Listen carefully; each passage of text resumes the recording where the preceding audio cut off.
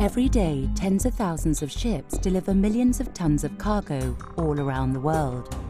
They bring the basic goods on which we all rely: fuel, foodstuffs, commodities, raw materials, as well as the finished items that are the essentials of modern life. Ships quite literally carry global society in their cavernous holds. We all depend on them, even if many of us don't realize it. But ships burn fossil fuels.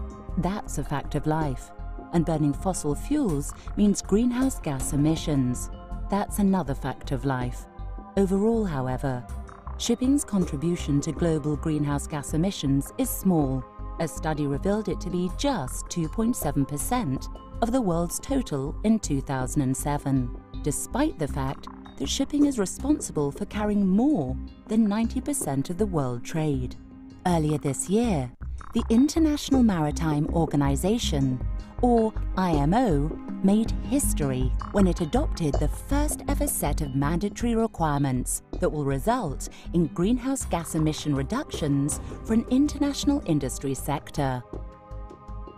These requirements are based around two measures: the Energy Efficiency Design Index, or EEDI, for new ships, which is a complex formula to accommodate most ship types, and the Ship's Energy Efficiency Management Plan, or SEEMP, for all ships, including those currently in operation.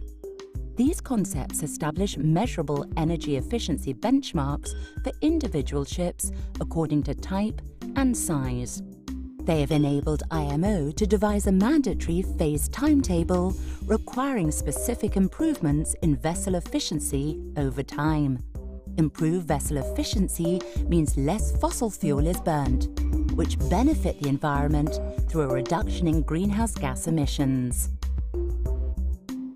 These new measures could reduce CO2 emissions from international maritime transport by up to 180 million tonnes annually by 2020, as well as helping ship operators save some $60 billion in annual fuel costs. The application of EEDI and SEEMP will become mandatory in 2013, thanks to a majority decision taken by IMO's Marine Environment Protection Committee in July 2011. The new regulations will form part of the MARPOL Convention that regulates most sources of pollution from ships. What makes this such a historic breakthrough in the context of climate change negotiations is that the requirements will apply to all ships, regardless of whether they are registered in developed or developing countries.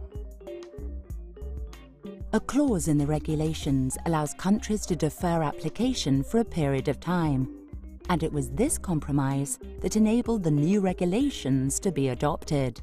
But all ships, regardless of flag state, will be subject to the requirements after 2019. In a letter to IMO, United Nations Secretary-General Ban Ki-moon congratulated the organization on what he described as a significant outcome and referred to IMO's leadership role in addressing GHG emissions from international shipping.